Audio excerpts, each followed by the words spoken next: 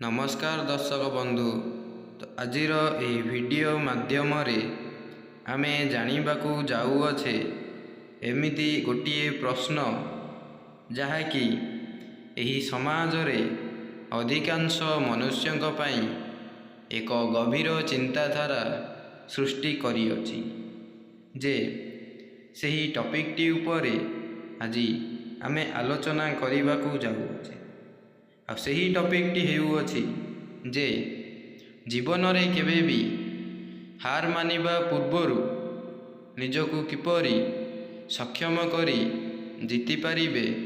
तो सेथि लगी आजिर एही टॉपिकटी रे मु आपणंकु जणाई देबी।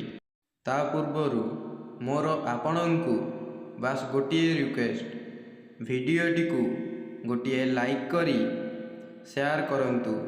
आउ हाँ, आपण यह वीडियोटी को केउं जिल्लारू देखुछंती मते कमेंट करी निश्चित भाव जणांतु। तो चलंतु आ डेरी न करी आमे यार प्रसंग उपरे किछि आलोचना करिबा। तो प्रथम रे यही हारिबा माने कौन अटे। तो यही हारिबा माने हेउछि एक रे पराजय, दुई रे लोक हसिबे, तीन रे आपण असफल हेबे। हार माने हेउछि एक शिखिथिबा पाठ जहाँकि आमे कोनोसी कार्य रे आगकू जाउथिबा यदि सही कार्य रे हार मानि जिबा तेबे एही हार ठारू बड़ शिक्षक एही दुनिया रे केही भी नाही। जेउ कोनोसी व्यक्ति हार मानि जाए से सेठारे ही हारी जाए। तेणु करी ही हार मानिबा हेउछि आमर शिखिबार केवल प्रथम पाठ। जेउ लोक केबे भी हार मानिनी से जीतिबार मूल्य केबे मध्य जानिनी। काहींकि ना जीवन हेउछि गोटिए शिक्षालय एवं हार हेउछि सबुठु कठिन किंतु सबुठु दरकारी पाठ। आउ एही हार मानिबा जेउ व्यक्तिंक पाखरे अछि से तार प्रत्येकटी कार्य से निश्चित भाव सफलतार पाई पारिबो। आउ तार उन्नतिर मार्ग मध्य बहुत सक्सेस हेबाकू लागिबो। द्वितीय रे लोके काहींकि हारी जिबाकू पसंद करती। अधिकांश लोक हारी जाती काहींकि? भय। प्रथम रे भय, लोके कौन कहिबे। द्वितीय रे आलस्य, हाँ आजिर काम हुए तो काली करिदेबी, ता पर दिन करिदेबी। तृतीय रे अन्य मानक सह तुलना, से आगरे जाउछि मु केमिति पछरे जाउछि, मु हुए तो आगरे जाई पारि थांती। चतुर्थ रे गोटिए हार परे हार मानि जिबा। तो सांग माने एही चारोटी हेउछि एमिति एक ऑप्शन जहाँकि आपणक पाखरे एही चारोटी ऑप्शन थिले आपण केबे मध्य कोनोसी कार्य रे निजर उन्नति करि पारिबे नाही। आपण माने सबु बेले मने रखिबा उचित अटे जे जीतिबाकू नुहे बरं हारी जाई कठिन परिश्रम करिबाकू ही शक्ति कहाजाए। तृतीय रे जीतुथिबा लोक किपरि अलगा होई जाती। जीतुथिबा लोक और हारुथिबा लोक मध्य रे तफात कौन देखा जाए। जीतुथिबा लोक केबे हारंती नाही। भूल एक रे सेमाने हार पछरे हार मानती नाही। सेमाने सबु बेले कुहंती हुए तो आजी हारिली किंतु आजी तो शेष दिन नुहे, हुए तो मु आउ केउं दिन मध्य जीति पारिबी।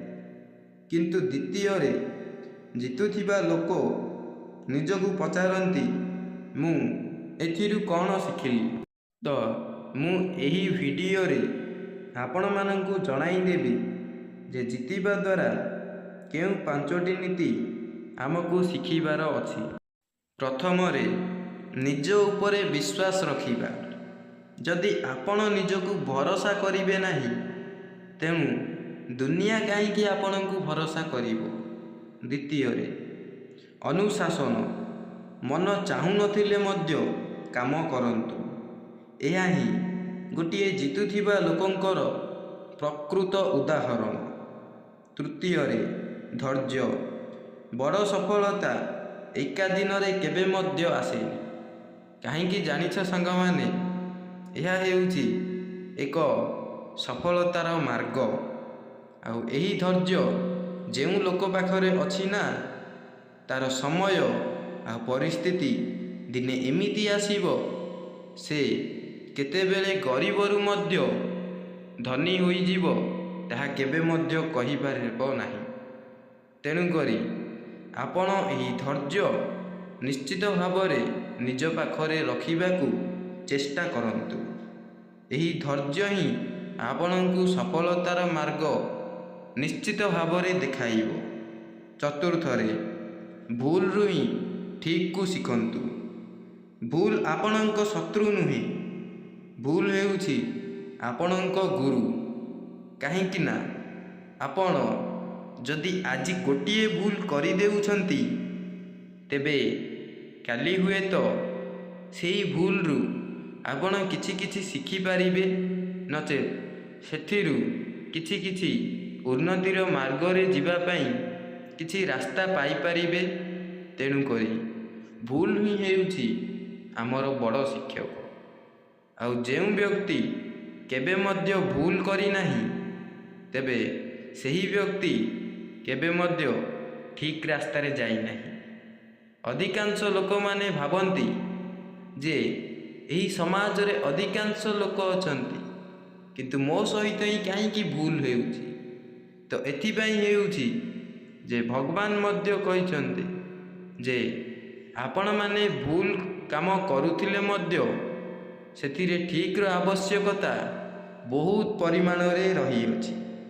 ଆଉ ସେହି ଭୁଲ ହିଁ ଆପଣଙ୍କୁ ଏଥିପାଇଁ ଦଣ୍ଡିତ କରୁଅଛି, ଆପଣ ସେହି ଭୁଲରୁ କିପରି ନିଜ ଠିକ୍ଟିକୁ ବାଛିପାରିବେ।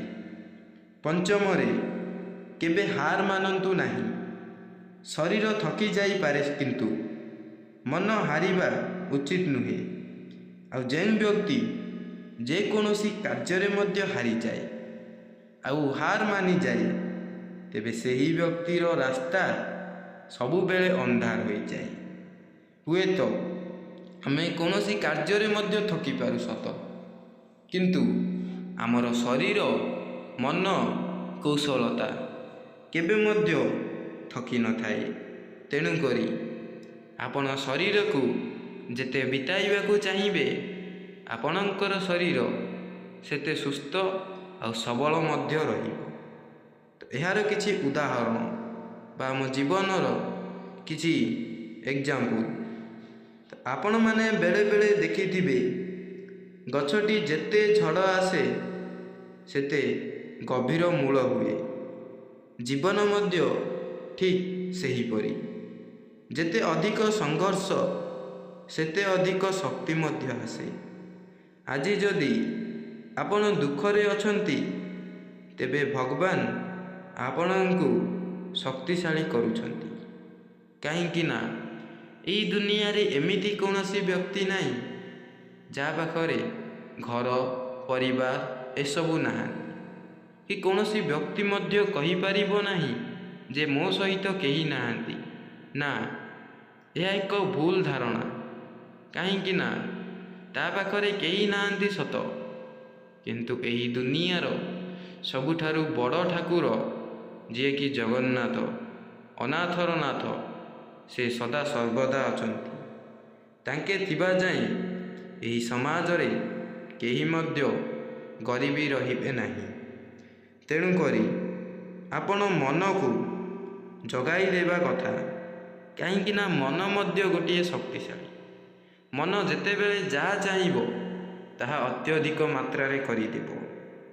ଆପଣମାନେ ଗୋଟିଏ କଥା ମନେ ରଖନ୍ତୁ, ହାରିବା ଲୋକ ଇତିହାସ ଲେଖନ୍ତି ନାହିଁ।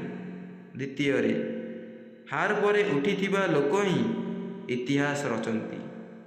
ଆପଣ କ'ଣ ହେବେ? ହାରିକି ଥକିଯିବେ, ନା ଉଠିକି ସେହି ହାରକୁ ଜିତିବାକୁ ଯାଇ ସଂଘର୍ଷ କରିବାକୁ ଲାଗିବେ? ତେବେ ନିଷ୍ପତ୍ତି ଆପଣଙ୍କ ପାଖରେ। କାହିଁକି ନା ଆପଣ ଏହି ଦୁନିଆରେ ଯେତେ ଗରିବ ଆଉ ନିଜକୁ ଯେତେ ଦୃଢ଼ ମନୋଭାବ ରଖିବେ, ଲୋକେ ଆପଣଙ୍କୁ ସେତେ କଷ୍ଟ ଦେବାକୁ ଲାଗିବେ। ତେଣୁକରି ଆପଣ ଯେମିତି ଅଛନ୍ତି ଠିକ୍ ସେମିତି ସର୍ବଶ୍ରେଷ୍ଠ ଅଟନ୍ତି। ଆଉ ଗୋଟିଏ କଥା ମନେ ରଖନ୍ତୁ ସାଙ୍ଗମାନେ, ଆପଣ ଯଦି କୌଣସି ଲୋକଙ୍କ ସହିତ କିଛି ବ୍ୟବହାର କରିବା ଶିଖିନାହାନ୍ତି, ତେବେ ସେହି ଲୋକ ମଧ୍ୟ ଆପଣଙ୍କୁ ବ୍ୟବହାର କରିବ ନାହିଁ। କିନ୍ତୁ କୌଣସି ଅବ୍ୟବହାର ଲୋକ ଯଦି ଆପଣଙ୍କୁ ଭାଷା ଗାଳିଗୁଲଜ କରି ଆପଣଙ୍କୁ ବହୁତ କଥା କହୁଅଛି, ତେବେ ଆପଣ ସେଠାରେ କେବେ ମଧ୍ୟ ମୁଣ୍ଡ ତଳକୁ କରନ୍ତୁ ନାହିଁ, ନଚେତ୍ ଆପଣ ହିଁ ସେଠାରେ ହାରିଯିବେ। କଥାରେ ଅଛି, ଯିଏ ନିଜର ବିପତ୍ତିକୁ ସାମ୍ନା କରିପାରେ ନାହିଁ, ସେ କେଉଁପରି ବ୍ୟକ୍ତି, ସେ କେଉଁପରି ସାହସୀ। ତେଣୁକରି ଏହାର କିଛି ଶକ୍ତିଶାଳୀ ସମାପନ, ଯାହାକି ମୁଁ ଏହାର କିଛି ଶେଷ ଉପାୟ କହିବାକୁ ଯାଉଅଛି, ତ ଆପଣମାନେ ଶୁଣନ୍ତୁ। ଆଜିଠାରୁ ଗୋଟିଏ କଥା କେବଳ ମନେ ରଖନ୍ତୁ, ହାରିବା ଶିଖନ୍ତୁ ନାହିଁ, ଜିତିବା ପର୍ଯ୍ୟନ୍ତ ଲଢ଼ିବା ଶିଖନ୍ତୁ। ହୁଏତ ଆପଣମାନେ ଆଜି ହାରିଯିବେ ସତ, କିନ୍ତୁ କାଲି ହୁଏତ ଜିତିପାରିବେ। ତେଣୁକରି ଆପଣଙ୍କ ଦେହରେ ଯେତେ ପର୍ଯ୍ୟନ୍ତ ଜୀବନ ଅଛି ସେତେ ପର୍ଯ୍ୟନ୍ତ ଲଢ଼ିବା ଶିଖନ୍ତୁ, ନଚେତ୍ ଆପଣଙ୍କୁ ଏହି ସମାଜରେ ସବୁ ଲୋକ କଷ୍ଟ ଦେବାକୁ ଲାଗିବେ। କାରଣ ଜିତୁଥିବା ଲୋକ କେବେ ମଧ୍ୟ ଅଲଗା ହୁଏ ନାହିଁ, ସେମାନେ କେବେ ମଧ୍ୟ ହାର ମାନନ୍ତି ନାହିଁ। ତେଣୁକରି ଆପଣମାନେ କେବଳ ଏହି ଭିଡ଼ିଓରୁ ଗୋଟିଏ ଶିକ୍ଷା ପ୍ରାପ୍ତ କରନ୍ତୁ ଯେ ଜୀବନରେ କେବେ ମଧ୍ୟ ଆଶା ଛାଡ଼ିବୁ ନାହିଁ କି ହାର ମଧ୍ୟ ମାନିବୁ ନାହିଁ। କେବଳ ଆମେ ଏହି ସମାଜରେ ଅଛନ୍ତି ମାନେ କିଛି ଗୋଟେ ଜିତିବା ହିଁ ଶିଖିବା ଗୋଟିଏ ଉତ୍ତମ ବ୍ୟକ୍ତିର ପରିଚୟ ଭାବେ ବିବେଚିତ କରାଯାଏ। ତ ସାଙ୍ଗମାନେ, ଆଶା କରୁଛି ଆପଣଙ୍କୁ ଏହି ଭିଡ଼ିଓଟି ନିଶ୍ଚିତ ଭାବରେ ଭଲ ଲାଗିଥିବ। ସାଙ୍ଗମାନେ, ଏହି ଭିଡ଼ିଓଟି ଆପଣଙ୍କୁ ଭଲ ଲାଗିଥିଲେ ନିଶ୍ଚିତ ଭାବରେ ଗୋଟିଏ ଲାଇକ୍ ସେୟାର କରନ୍ତୁ।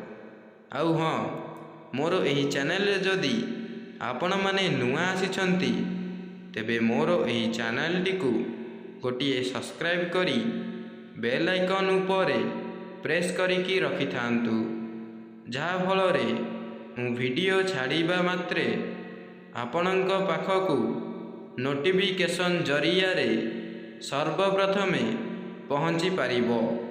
ସାଙ୍ଗମାନେ, ରହୁଛି। ଜୟ ଜଗନ୍ନାଥ।